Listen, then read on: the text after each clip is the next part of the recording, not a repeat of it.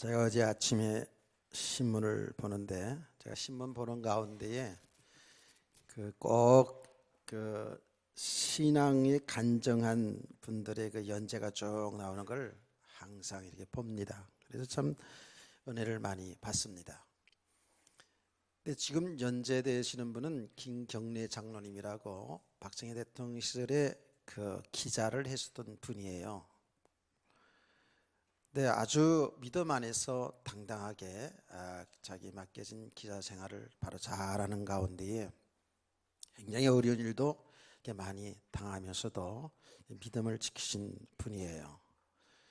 근데 그분의 그 간증을 들으면서 참 얼마나 마음이 기쁨이 오는지 몰라요. 정말 믿음의 사람, 이렇구나.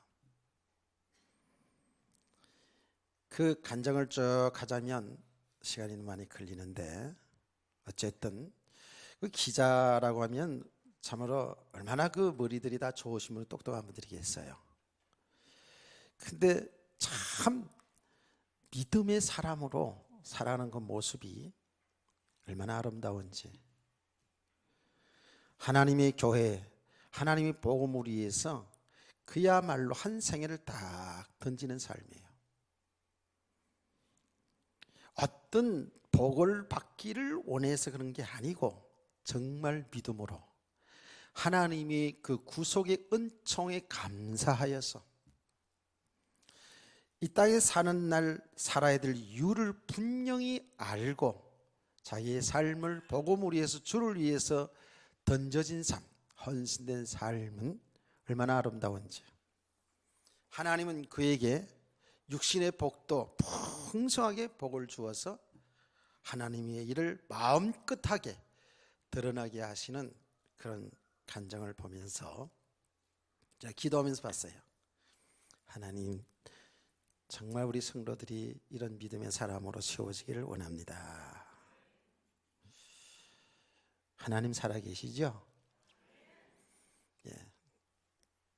주님이 재림하시면 우리 영원한 천국 간다면서요.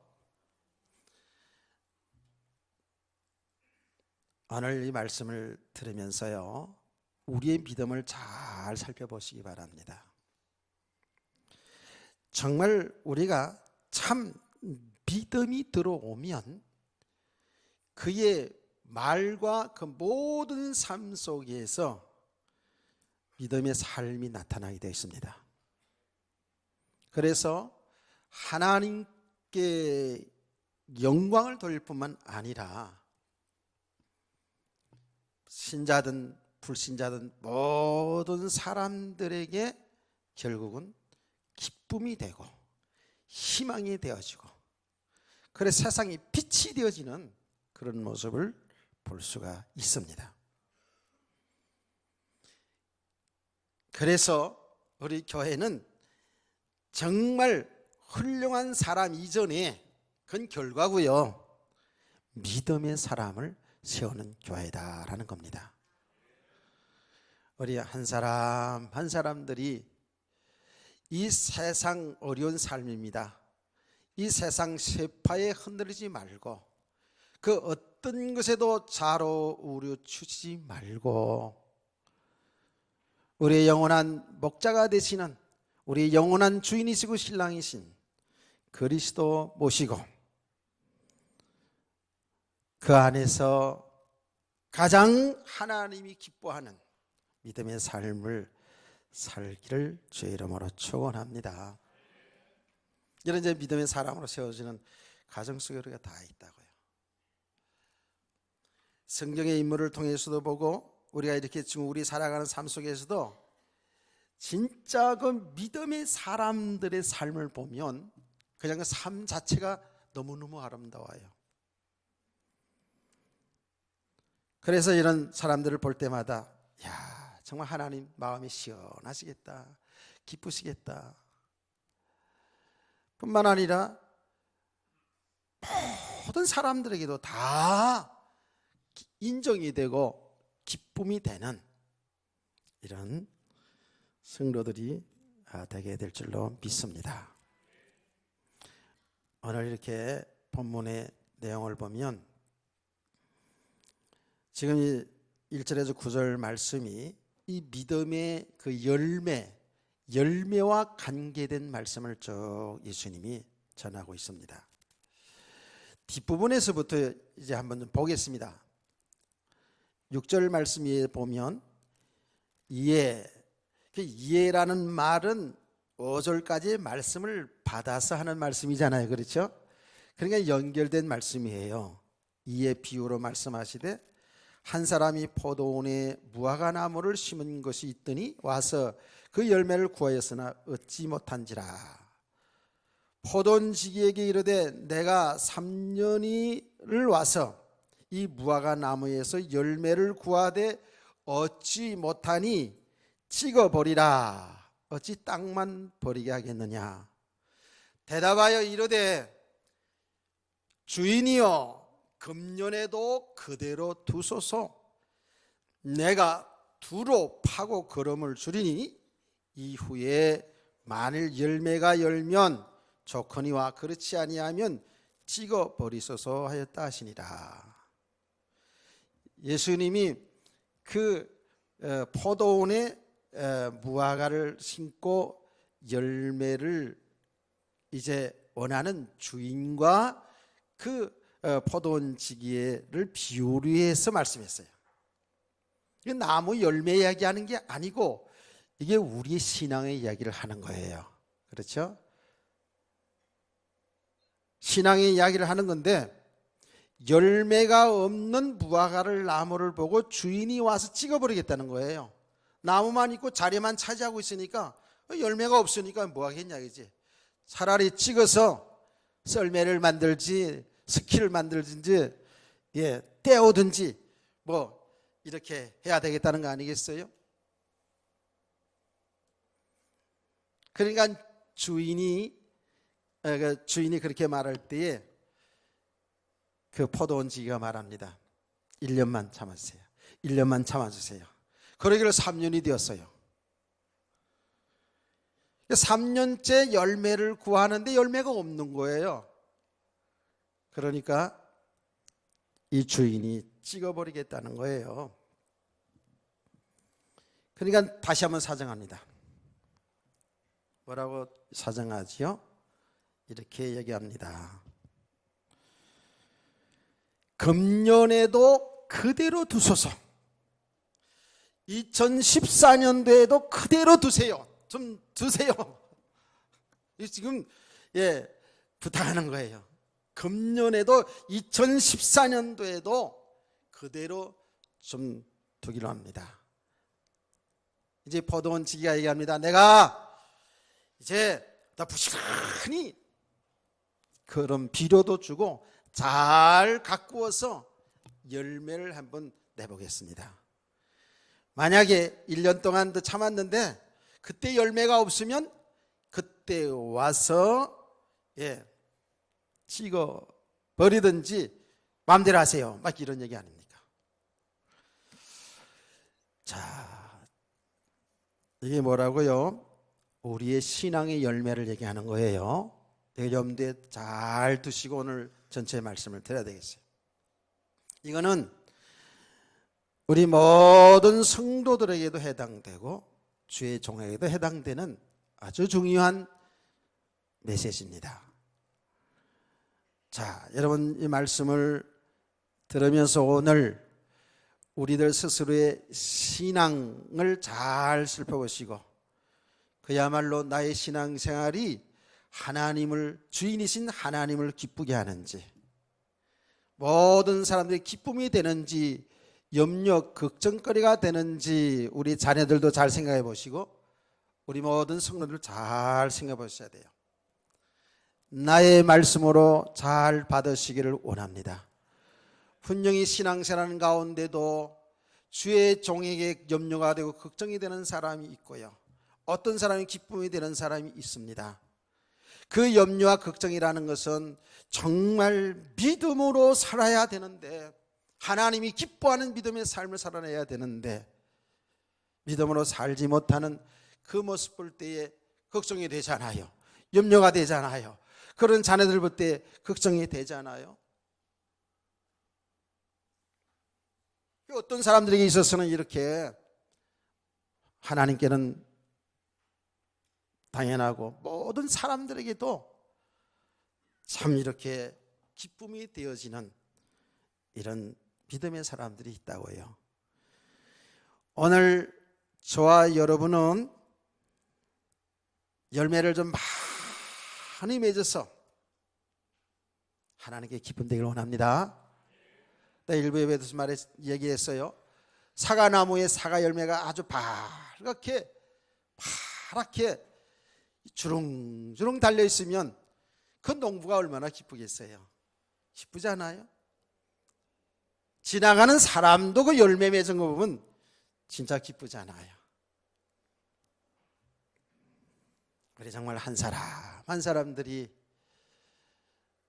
이렇게 하나님 볼 때도 참 기쁘고, 아이고 정말 믿음 생활 잘하는구나, 정말 이쁘네, 이래야 되고, 주의 종이 볼 때, 서로 간에 볼 때도 야 정말 믿음 생활 잘하고 있구나.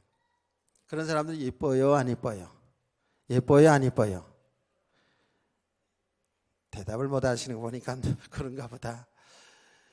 얼굴이 이뻐서 잘생겨서 이쁜 게 아니고 우리 이제 영적 눈이 열렸잖아요. 보이잖아요.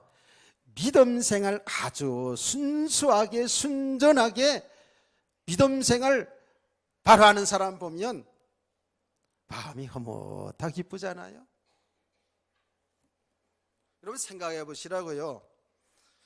하나님이 기뻐하시고 주의 종이 기쁨이 되고 성도를 볼 때도 기쁨이 되는데 그게 복 있는 사람 아니겠어요? 복 있는 사람인 줄 믿습니다. 그런 사람은 자기 개인의 삶도 행복한 거예요. 하나님 보실 때 내가 만약 하나님이라면 그렇게 정말 믿음으로 사는 사람에게 그냥 막 쏟아부어 주겠어. 나는 내가 하나님이라면. 그러시다고요 진짜로. 그래서 저는 소원이 있어요. 우리 성도들 한 사람 한 사람, 우리 자녀들 다 푹수그리고 있지만 저 자녀들 다 포함해서 우리 큰 성도들이 하나님이 기뻐하는 믿음 속에서 이 땅에 사는 날 동안에도 육신에도 풍성한 축복을 받아서, 할렐루야, 그 육신의 복에 매이지 않을 정도로 믿음이 돼야 되죠. 그렇죠? 많은 그리스도인들이 하나님이 응답 주신 것, 그 축복 때문에 오히려 실패하는 인생들 많이 있거든요. 그 정도가 아닌 오직 예수 그리스도 한 분으로, 나의 주인 나의 신랑이신 예수 그리스도 한 분으로 정말 행복할 수 있는 그런 믿음의 사람. 오늘 새벽에도 여호와는 나의 목자시니 내가 부족함이 없으리로다, 그가 날 푸른 수상 쉴 만한 물가로 인도하시는도다 하는 그 다윗의 신앙 고백을 우리가 오늘 아침에도 살폈다고요. 여호와 하나님이 나의 목자로 딱 믿음이 세워지면 그 이하의 모든 삶은 되어지게 돼 있어요. 그게 고난이든 축복이든 거기에 매이지 않고 정말 주님과 동행하는 그런 참 행복한 인생이 펼쳐지게 되어 있다고요. 다윗의 인생이 항상 푸른 수상 쉴만한 물가는 아니었어요. 엄청난 파란만장한 일들이 많이 일어났어요. 그러나 여호와는 나의 목자시니, 그 여호와가 나의 주인 나의 남편으로 확실한 믿음 있는 사람은 그 모든 삶 속에 삶이 푸른 초장 쉴만한 물가였어요. 할렐루야. 이런 믿음의 사람으로 세워져야 돼요.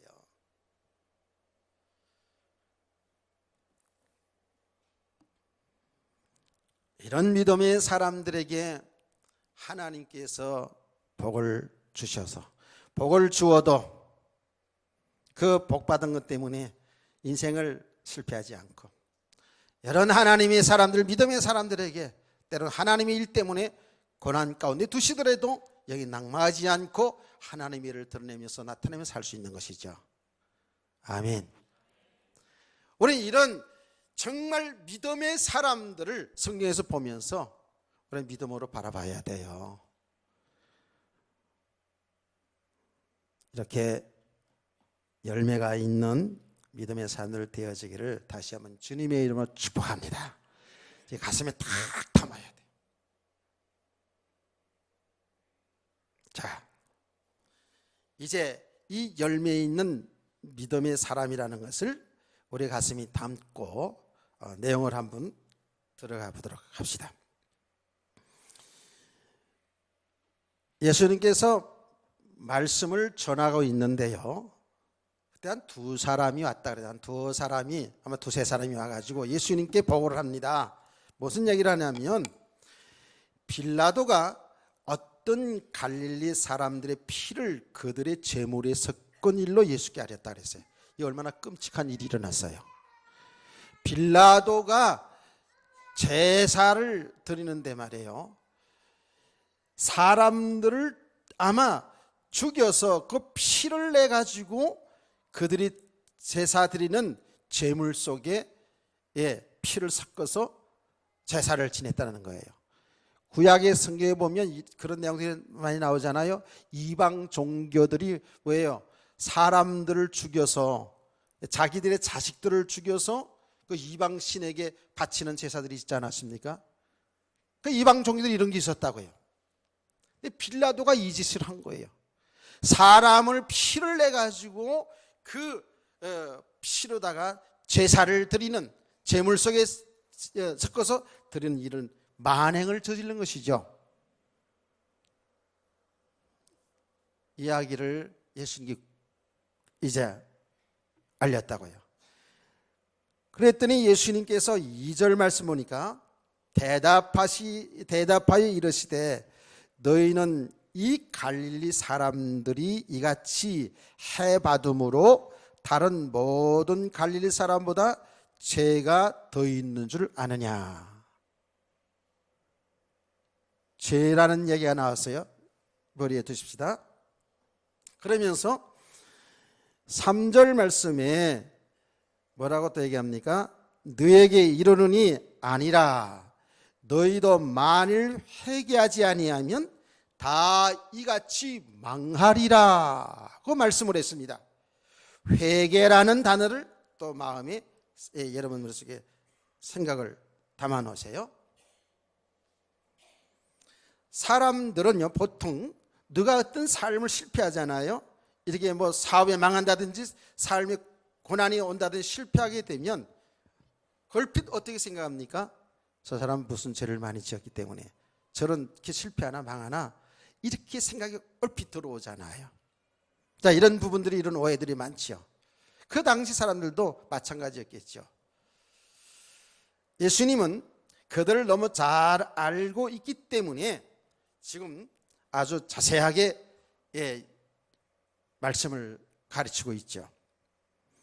그러면서 예수님께서 4절 말씀에 또 이렇게 말합니다. 또 실로암에서 망대가 무너져 치여 죽은 18사람이 예루살렘에 거한 다른 모든 사람보다 죄가 더 있는 줄 아느냐? 너희에게 이르노니 아니라 너희도 만일 회개하지 아니하면 다 이와 같이 망하리라고 말씀했어요. 그러니까 그 당시, 예수님 당시에 예루살렘에 무슨 집이, 망대가 무너져가지고 18명이 죽을 사건이 그때 있었나 봐요. 그런 일이 있을 수 있잖아요. 지금도 그런 일이, 뭐 집이 무너지고 화재가 나고 막 이런 일 저런 일 지금도 막 일어나지 않습니까? 근데 예수님이 그 사건을 들어가지고 말씀하시기를, 예루살렘에 거한 다른 모든 사람보다 죄가 더 있는 줄 아느냐? 너희에게 이르노니 아니라 너희도 만일 회개하지 않으면 다 이와 같이 망하리라 그 말씀했어요. 자, 여기에서 죄 문제, 회개하라는 내용이 나오고요, 사람들이 망했다라는 이런 내용이 나옵니다. 이것을 우리 성도들이 하나님의 말씀을 통해서 잘 정리하지 아니하면, 이걸 잘 깨닫지 못하면 우리 성도 신앙생활에 상당히 혼란이 올 수가 있습니다. 그래서 우리는 여기 예수님 하신 말씀이 그 죄값으로 지금 이 사람들이 이렇게 망했다는 거예요. 그런데 죄값으로 이렇게 망하고 죽었는데 그러면 그 사람들이 지금 그 무리들한테 얘기하는 거예요. 너희들보다 더 죄가 많아서 무슨 특별한 더 큰 죄가 있어서 그들이 망하고 너희가 있는 게 아니다는 거예요. 너희도 다 회개하지 아니하면 이렇게 망한다는 거거든요. 그럼 요 죄 문제를 우리 학생들 목사님 한번 좀 집중해서 봐요.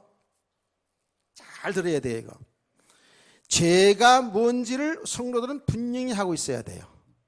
분명히 알아야 돼요. 세상의 불신자들이 말하는 죄, 우리 성경에서 말하는 죄가 뭔지를 분명히 알아야 돼요. 보통 세상의 사람들은 죄를 얘기할 때 어떤 윤리와 도덕적인 기준에서 얘기합니다. 더 쉽게 말하면 남을 거짓말하고 남을 때리고 싸우고 이런 것들을 다 죄라고 이렇게 얘기하죠. 물론 그것도 죄지요. 잘못된 일이죠.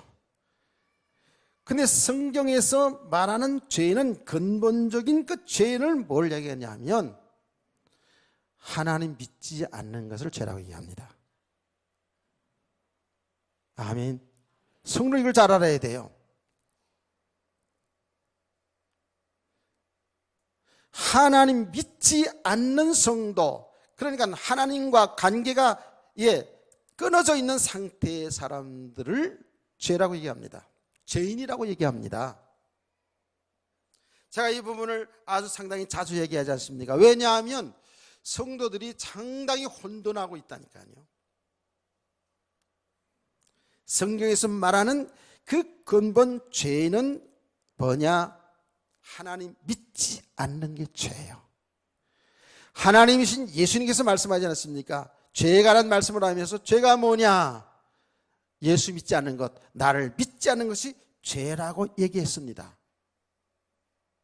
죄가 뭐냐? 믿음으로 살지 않는 게 죄다고 성경은 저렇게 얘기합니다. 여기서부터 우리가 바로 풀어나가야지만이 이 말씀을 알게 되고 우리 신앙생활이 되어집니다. 하나님 믿지 않는 게 죄다라고 할 때에 불신자들은 참 막연하고요, 성도들도요, 뭐야 이게 하나님 믿지 않는 게 죄라니 이렇게 생각할 수 있잖아요. 그런데 왜 하나님 믿지 않는 게 죄냐 하면 우리 사람은 하나님이 형상대로 창조했다 그랬죠. 그 말이 뭐라고 그랬어요? 우리 인간은 영적인 존재로 창조했는데 하나님과 함께 살도록 창조했어요. 하나님의 창조의 원리입니다. 그게요. 사람은 절대로 하나님 떠나서는 살 수가 없어요. 그렇게 하나님이 창조해 놓은 거예요. 아멘. 성도는 이걸 알아야 되는 거예요. 세상의 불신자는 이걸 몰라요. 우리가 믿음이 뭐예요? 우리 사람은 하나님이 창조하셨는데, 하나님이 만드셨는데 어떻게 창조했다? 하나님 안에 살도록, 하나님과 함께 살도록.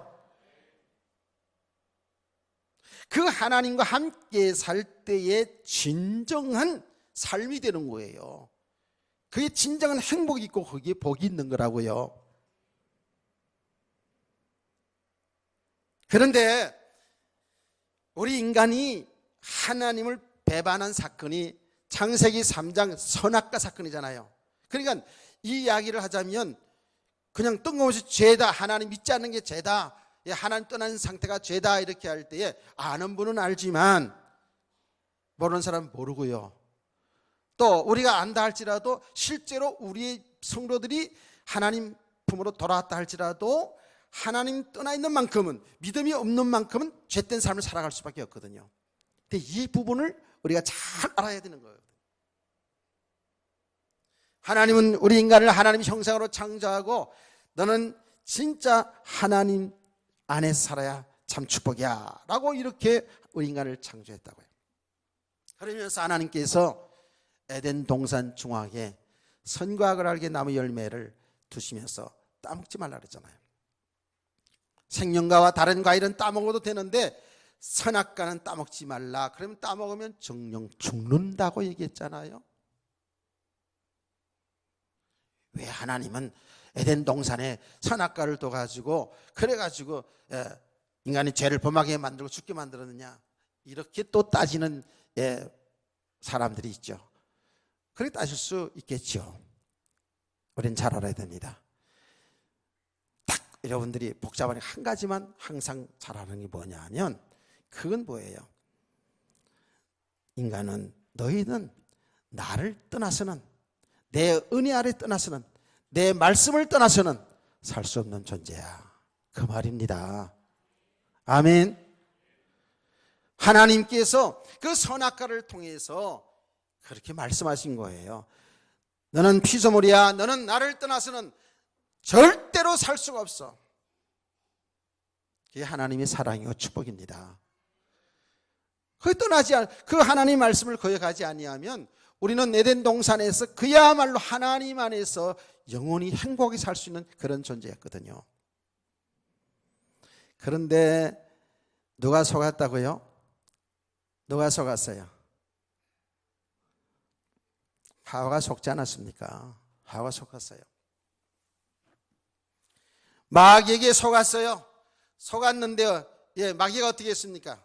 다른 얘기는 다 집어치우고 마귀가 하와에게 속이기를, 그 선악과를 따먹어도 절대 죽지 않는다라고 했어요. 여러 개 속였습니다. 그래서 마귀는 거짓말쟁이 아비예요. 거짓말쟁이 아비예요. 얼마나 교묘하게 속이는, 지금도 속여요. 그래서 지금도 우리 하나님의 사람들이 마귀에게 속아서 하나님을 거역하고 하나님 믿지 않고 하나님 말씀을 거역하고 살아가는 일들이 얼마나 많은지 몰라요. 선악과 따먹는 일은 에덴 동산에서뿐만 아니라 지금도 일어나고 있다니까. 어디에서? 우리 성도들 가운데서, 하나님의 백성들이. 따먹어도 죽지 않는다. 너도 하나님처럼 된다는데 이게 속아버렸어요. 하나님처럼 된다는 거예요.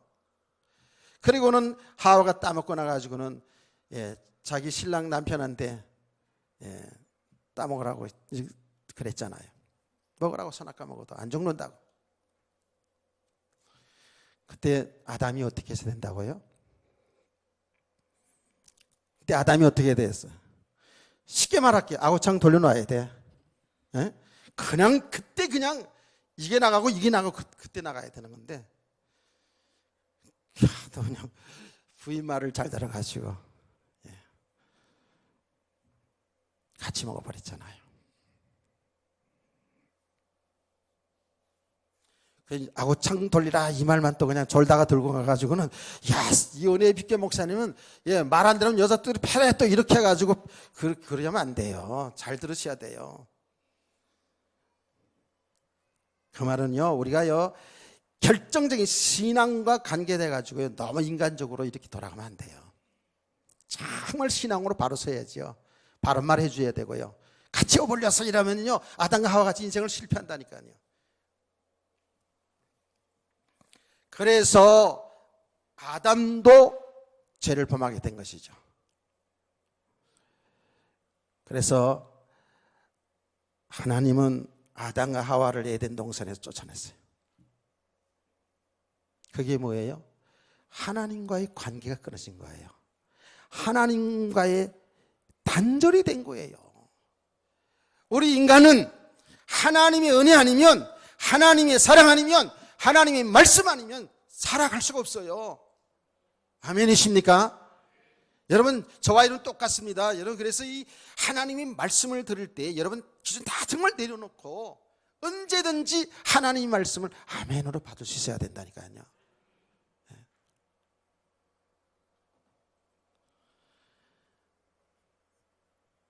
여기 목사가 강단에서 이거 치고 소리 높이고 하는 것이 그러지 않아도 되는데 사실은, 그런데 이것은 두 가지입니다. 성령 충만은이니까 그렇게 하고, 안 충만하면 소리 못 지르거든요.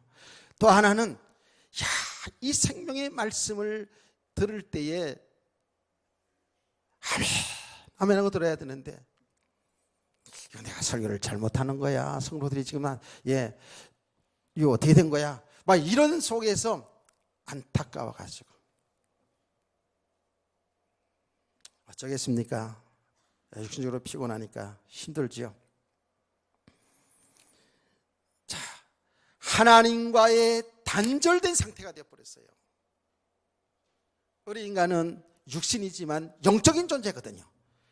그 영적인 존재인 우리 인간은 하나님의 그 사랑, 그 하나님의 은혜, 아멘, 이걸 받아야 살게 돼 있어요. 여러분요, 모든 피조물이 그렇더라고. 보니까 이게 진리인 게 뭐냐면, 자, 이 꽃도요, 이 꽃꽂이한 사람 정성들이 한 겁니다. 우리는 그냥 보고 이쁘다 그러지만, 이 꽃꽂이한 분은 누가 하는지 모르겠지만, 하여튼간에 했는지 모르겠지만, 알고 있어요. 그런데 하여튼간에 이거를 정성 들여 하고요, 잘 보살핌이 있어야 돼요.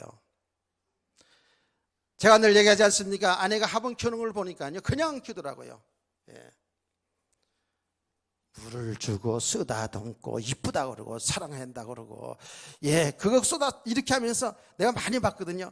아이고 이쁘다, 어쩜 이렇게 이쁘니, 이쁘니 그러면서, 나는 못생겼는데 너는 왜 이렇게 이쁘냐 이러면서, 그건 내가 보탠 말이고, 그러면서 이쁘다 이러면서, 아이고 우리 성도들도 이렇게 이쁘게 믿음이 잘 자라면 좋겠다 이러면서 손길에 가야 돼요.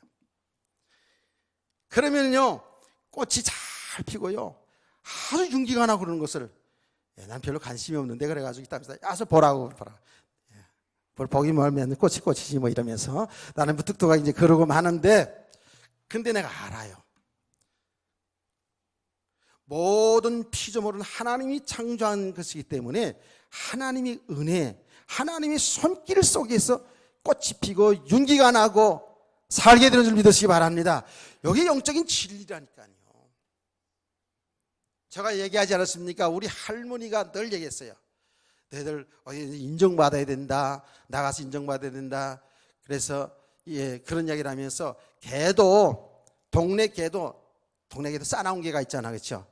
개도 저는 나쁜 개, 저 나쁜 개 이러면 개들도 주눅이 들어서 꼬리를 펴지 못하고 꼬리를 이렇게, 꼬리를 감추고 다닌대. 눈치를 보면 다닌대.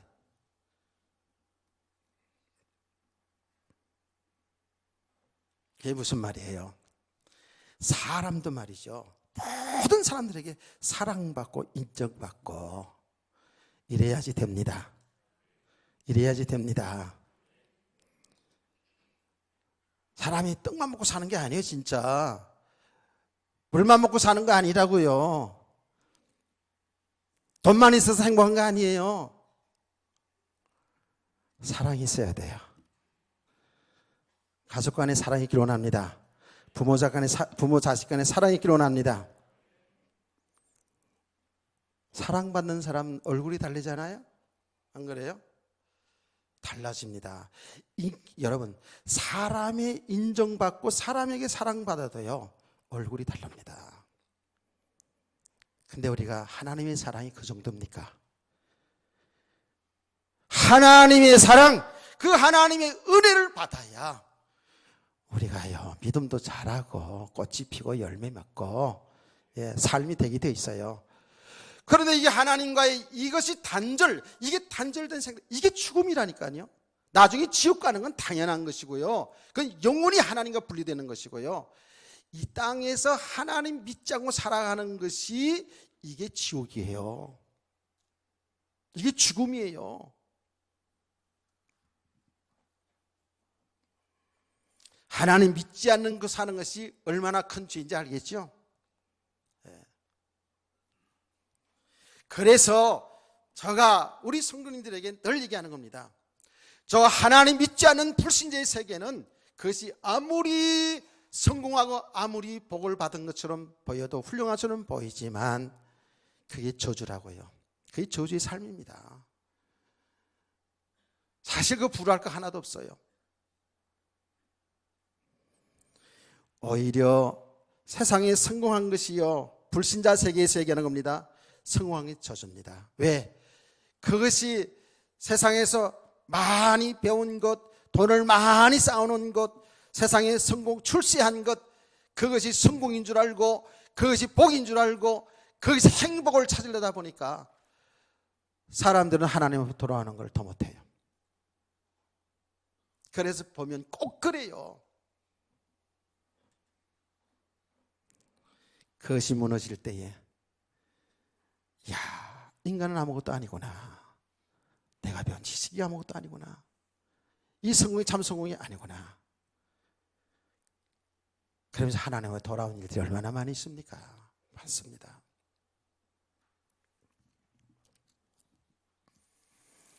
그래서 하나님 믿지 않는 사람들은 그 삶을 보니까 하나님이 없으니까, 우리 믿음의 사람들은 하나님이 배경인데 우주 만물을 창조하신 전능하시고 전지하신 그분이 우리 아버지, 우리 하나님 아버지 아닙니까? 아멘. 그게 우리의 삶의 배경이거든요. 그 안에 다 있잖아요. 그 안에 모든 축복이 다 있잖아요. 그런데 하나님 없는 사람은 어떻습니까? 하나님을 모르니까 전부 육신의 배경을 쌓고 살아가는 거예요. 어쩔 수 없어요. 당연해요. 하나님 없인 내가 내 인생의 주인 노릇하고 살아가는 것, 그게 하나님 노릇하고 사는 거예요. 하나님처럼 그렇게 살고 싶은 거예요. 좀 힘있게 살고 싶은 거예요. 세상에 무시당하지 않고 좀 인생을 폼나게 살고 싶은 거예요. 그게 하나님 없는 사람들의 세계입니다. 그러니까 우리가 늘 이야기합니다마는, 그래서 우리 자녀들을 더 많이 공부시키고, 왜? 세상에서 공부 못하면 무시당하거든. 직장생활 제대로 못하면 무시당하거든. 어째든지 공부를 많이 시켜가지고 우리 자녀들만큼은 무시당하지 않고 좀 세상에 뻔듯하게 살기를 원하거든요. 중요한 것이요, 그런데 먼저 알아야 됩니다.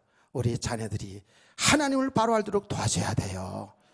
하나님이 너의 인생의 배경이라는 것을 이걸 알게 해줘야 되잖아요. 이게 우선이 돼야 되거든요. 사실은 우리가 공부하는 모든 세상에 성공할 이유는 이제 믿음의 눈을 떠서 보니까 하나님이 하신 일을 잘 드러내기 위해서. 아멘. 그 하나님을 바로 알고 하나님을 바로 드러내는, 하나님이 하신 일을 바로 드러내도록 하는 그 일에 우리의 학문이 필요하고 우리의 기능이 필요하고 우리의 성공이 필요한 거 아니겠어요? 이제 이렇게까지 믿음의 사람을 세워가는 거예요. 그러니까 이 불신자의 세계는 어쩔 수가 없습니다. 하나님이 배경이 안 되기 때문에, 하나님 믿지 못하기 때문에 어쨌든 이 육신의 배경을 쌓으면서 하나님 노릇하면서 살고 싶은 것이죠. 이게 뭐예요? 이게 죄악된 삶입니다. 그러니까 하나님 떠나 있는 상태가 이미 죄인이요, 하나님 없이 살아가는 모든 삶은 그게 죄라고 성경은 정확히 말합니다. 믿으시기를 주의 이름으로 축원합니다. 이 사실이 믿어져야 돼요.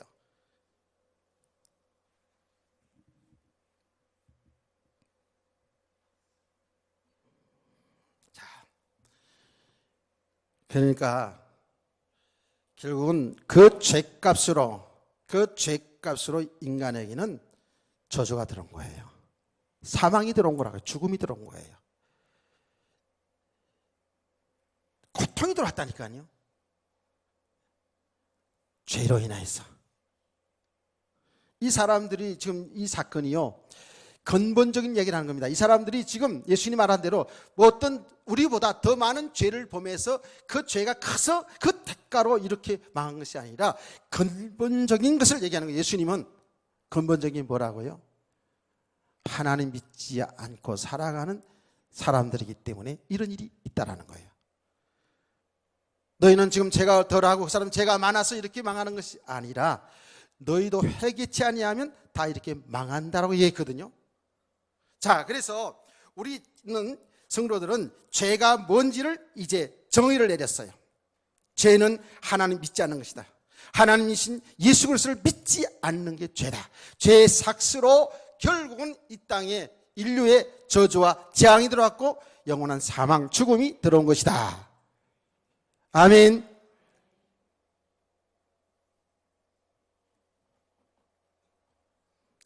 예수님은 이렇게 죄를 얘기하면서 너희도 회개하지 아니하면 너희들이 같이 망하리라고 말씀했어요. 여기에서 그럼 회개는 뭘 말하는 걸까요? 회개는 우리가 뭘 지금 잘못한 거 그거 회개하는 그 얘기를 하는 게 아니에요. 여기에 주님이 말씀하신 내용을 보면 우리 모두가 다 죄인이라는 거예요. 그 사람들이 특별히 무슨 죄를 더 크게 지어가지고 그렇게 망한 것이 아니라 우리가 다 죄인이라는 것이면서 말하면서 너희도 회개하지 아니하면 이같이 망하리라 하는 이 말씀의 의미, 회개의 의미가 뭘까요? 회개라는 것은 하나님 내가 거짓말 쳤거든요, 누굴 미워했거든요, 용서해 주세요, 이것도 회개지만 지금 주님이 이야기하는 회개, 성경에서 말하는 회개는 뭐냐면 하나님 믿지 않고 내가 하나님 노릇하면서 이렇게 저주의 삶, 죄인된 삶, 멸망의 길로 가고 있던 사람이 우리가 하나님 품으로 돌아오는 것이 회개인 줄 믿으시기 바랍니다. 돌아오는 거예요. 이렇게.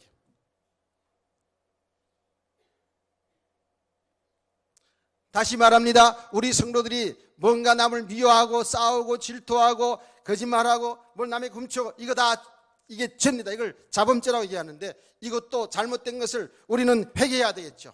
그러나 지금 예수님이 말하는 이 회개, 성경에서 말하는 진정한 회개는 뭐냐면 하나님 믿지 않고 살던 우리 사람들이 하나님 품으로 돌아오는 것을 회개라고 성경 말한다니까. 아멘.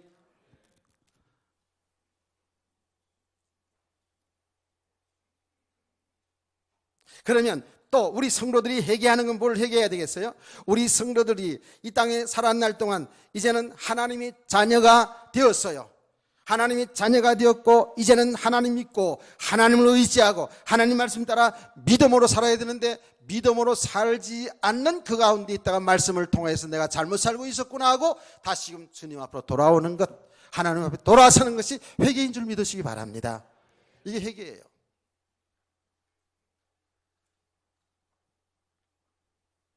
그래서 진정한 회개는 뭐냐면 예수 믿는 것이에요. 예수. 하나님 앞에 돌아오는 길이 뭐냐면 예수 그리스도니까 아니에요. 다른 길이 없어요.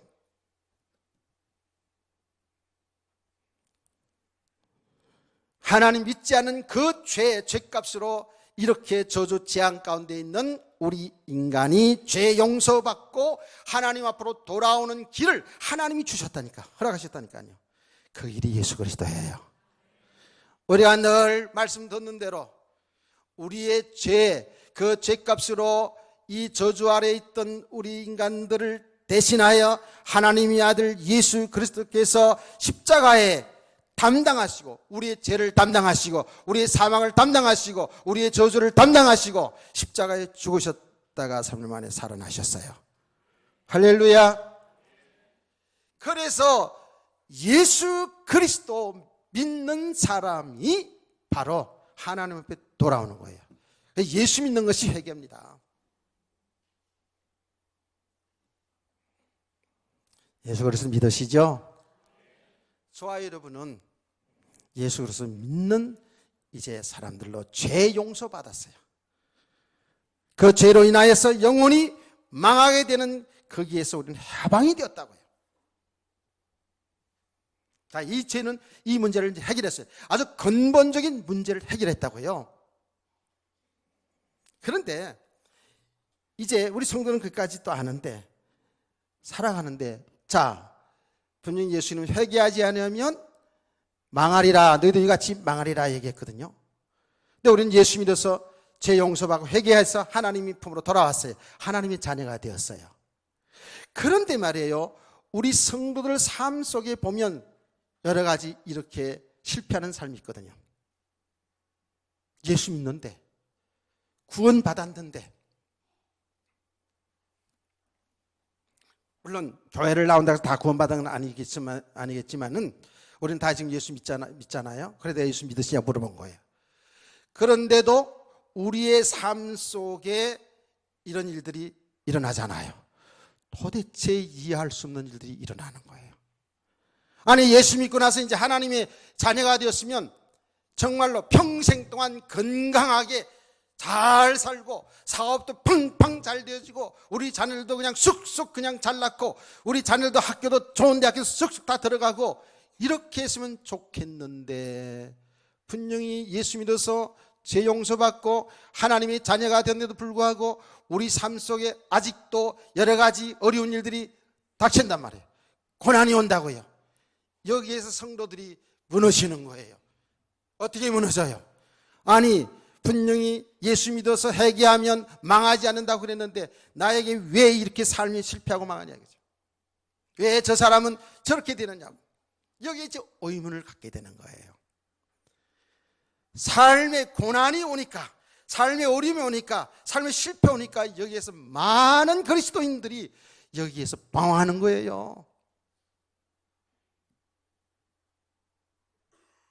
그래서 막 염려가 되고 걱정이 되고 막 두려움이 오고 힘들고 그러다 보니까 부끄럽고 창피하고 그러다 보니까 어떻게 해요? 너무 속상하고 이러니까 자기를 좀 감춰야 되겠어요? 변명해야 되겠어요? 나는 믿음 생활 잘하는데 왜 이렇습니까? 이렇게 대하시는 거거든요. 그래서 이걸 자기 스스로를 찾지 아니하고 자꾸 밖에서 찾아보려고 한다고. 속상하니까, 자존심 상하니까. 그래서 쉽게는 남편 때문에, 아내 때문에, 부모 잘못 만나서 자식들이 잘못돼가지고 막 이렇게 자꾸 변명하고 싶은 거예요. 충분히 이해가 돼요. 속상하니까. 그래서 더 나아가서는 뭐 교회가 뭐 잘못된 것처럼 생각하고 더 나아가서는 하나님 왜 이렇습니까? 나는 믿음 생활 지금까지 하나님 잘 믿어보려고 애쓰는데 하나님 왜 이렇습니까? 이렇게까지 하나님 음악 불평하게 되거든요. 이게 성경에 나타나는 인물들 얘기한 거예요. 그러면서 우리가 얼마나든지 그럴 수 있거든요. 여기에서 많은 성도들이 해답을 얻지 못하고 여기에서 그 삶의 곤고함 때문에 그 문제 때문에 무너지는 경우가 얼마나 많은지 모릅니다. 분명히 알아야 됩니다. 근본적으로 예수 믿지 않는 사람들은 잘 살고 못 살고 이미 망하는 속에 있고요. 하나님의 은혜로 예수를 믿어서 구원받은 우리 성도들에게 있어서 삶의 곤고함, 삶의 실패가 왔을 때에 우리는 분명히 두 가지를 알아야 됩니다. 어떤 거냐면요, 분명히 우리는 믿음의 사람이 되었거든요. 하나님의 자녀가 되었거든요. 하나님은 우리로에게 요구하는 게 있어요.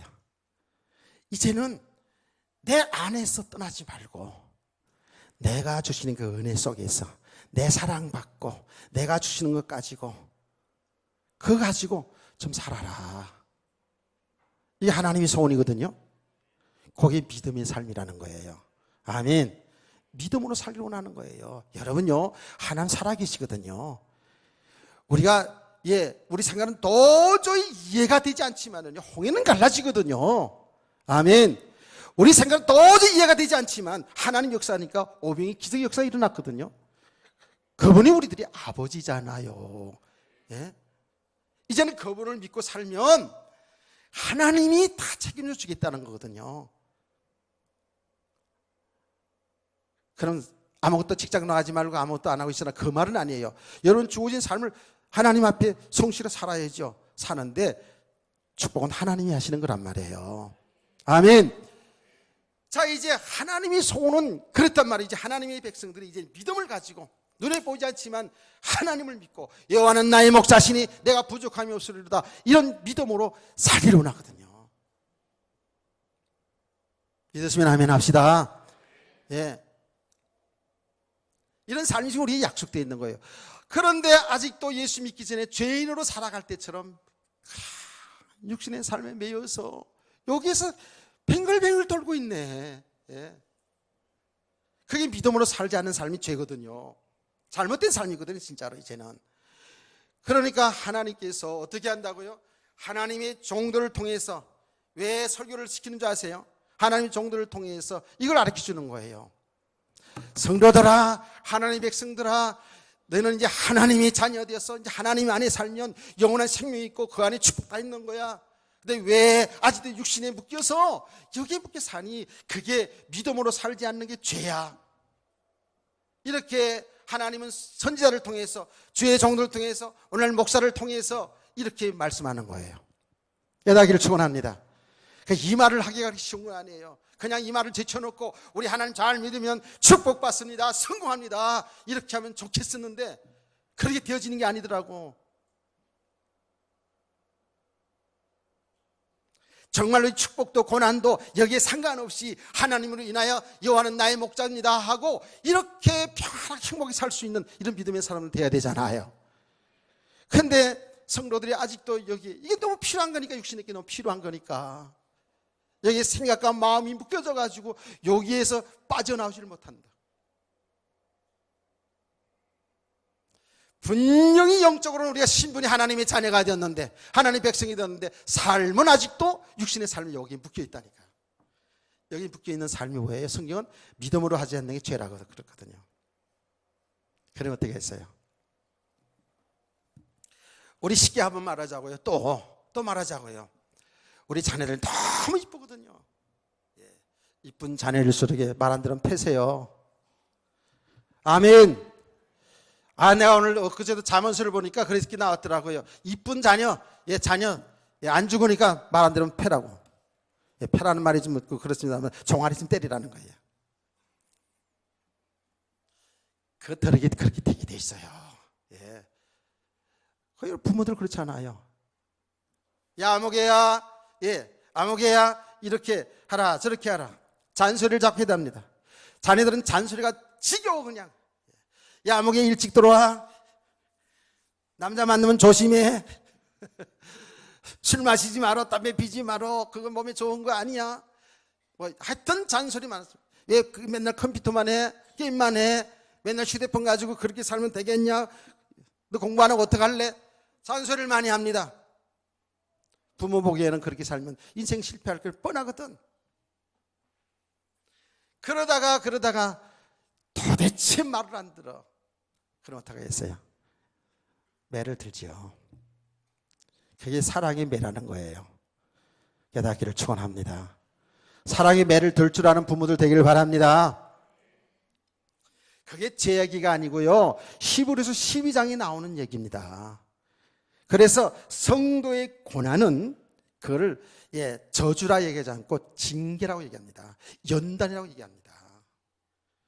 진짜 매를 들어서, 하나님 매를 들어서 하나님이 참 믿음의 사람으로 세우는 과정 속에서요, 사랑의 매가 있다고요.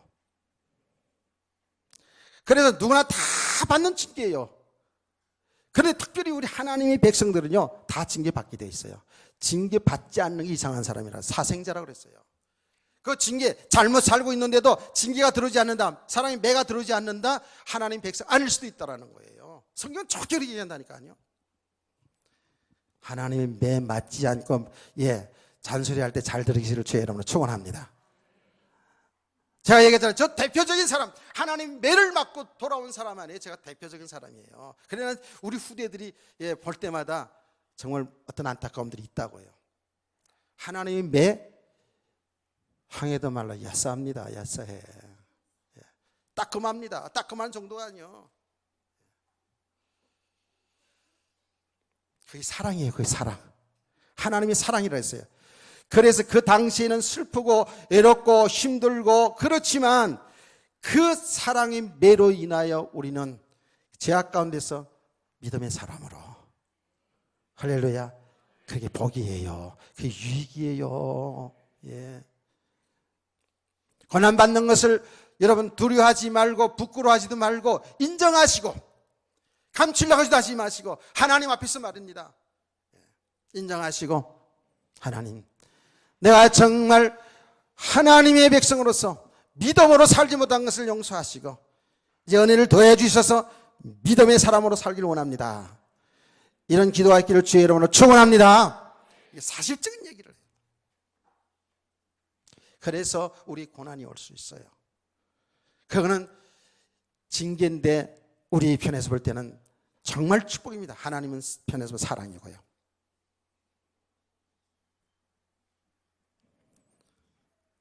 여러분 정말 잘 누리시기 바랍니다. 우리 인생을 잘 누리시기 바랍니다. 잘 보시기 바랍니다. 오후 예배 시간에 안 나오는 사람들도 조금만 답답해 볼게요. 고난. 그런데 우리가요, 정말 이제는 믿음으로 살아요.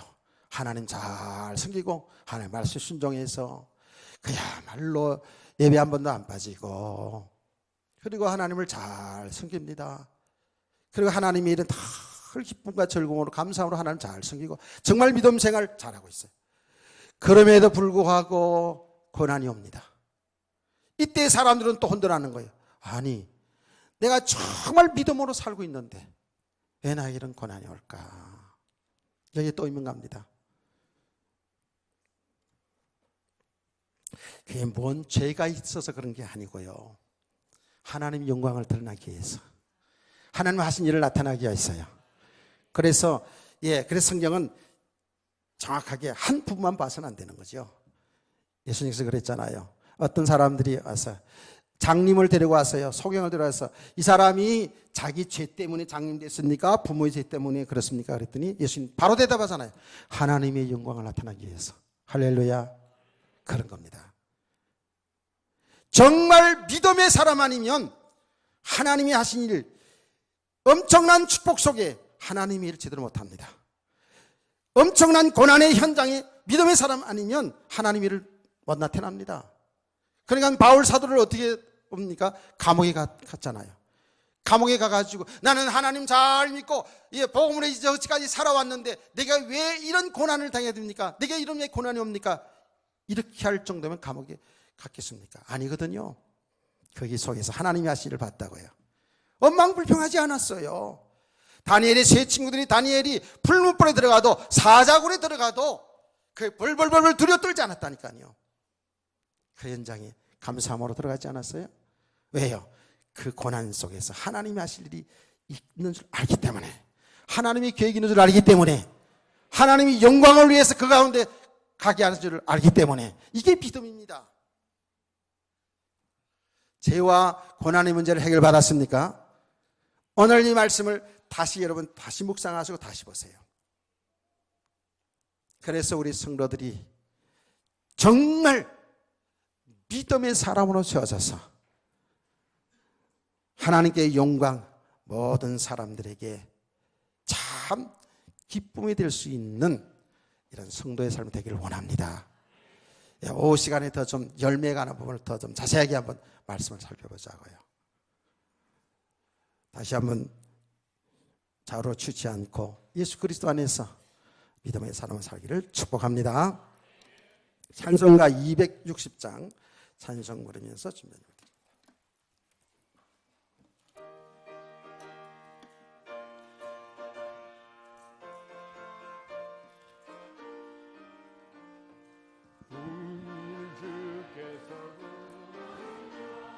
주 예수 십자가 지셨으니 기쁘게 부르세 할렐루야. 나 구원 얻었네. 찬송하세 찬송하세 주님 나를 구하셨네. 찬송하세 찬송하세 주가 구원하셨네. 우리를 주께서 구했으니 이전 행하던 악한 일과 주하고 더러운 모든 죄를 온전히 버렸네.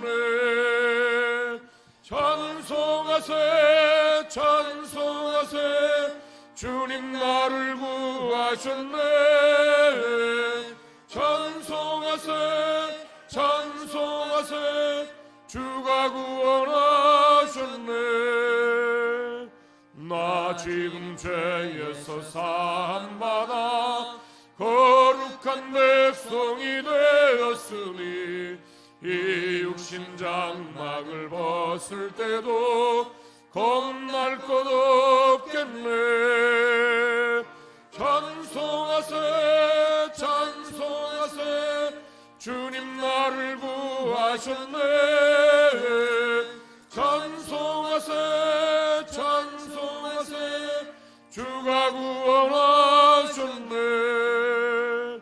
우리가 이 세상 떠날 때에 예수의 손목을 굳게 잡고 영원한 즐거운 천국에서 주와 함께 살겠네.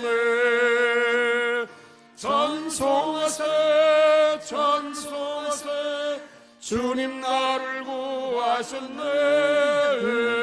찬송하세 찬송하세 주가 구원하셨네. 강거 말씀을 잘 들으십시다. 오늘 오후 예배는 우리 전성도 선교 헌신 예배 드립니다. 우리는 항상 1월 달에 전성도가 선교 헌신 예배 드리는데 오늘 오후 예배 헌금뿐만 아니라 우리 1년 동안 각 기간 우리 각 개인이 여러분 믿음대로 잘 작정해서 선교 헌금을 이렇게 하시기를 바랍니다. 지금까지 이렇게 잘 해오셨습니다. 그래서 올해 좀 더 선교하는 일에 좀 집중을 더 하려고 합니다. 그래서 우리 전 성도가 한 번도 빠짐없이